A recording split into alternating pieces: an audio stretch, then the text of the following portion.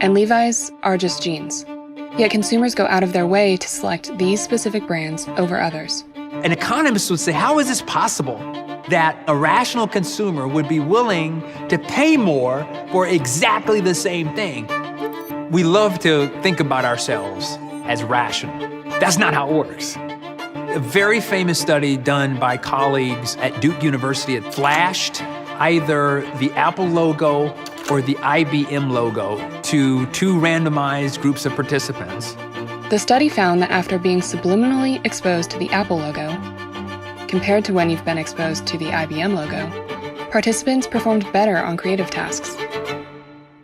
And the argument is that Apple has been telling you this story over and over again, that Apple is the brand for hip, cool, fun, creative people.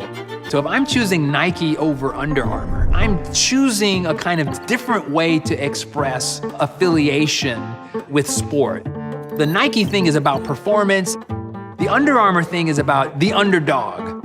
And once a consumer makes that choice, their relationship with a brand can deepen to the point where they identify with the brand like family.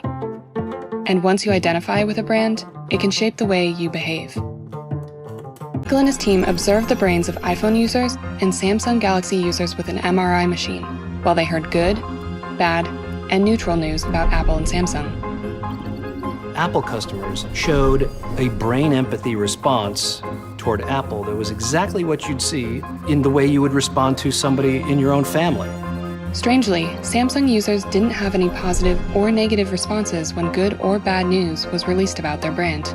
The only evidence that Samsung users showed was reverse empathy for Apple news, meaning if the Apple headline was negative, their brain reflected a positive response. You know, it really shows us that Apple has completely defined the market here. Samsung customers, it seems from their brain data, are only buying Samsung because they hate Apple. The kicker? The Samsung users didn't report feeling the results their MRIs showed. What was happening in their brains and what they reported feeling towards Apple and Samsung were totally different.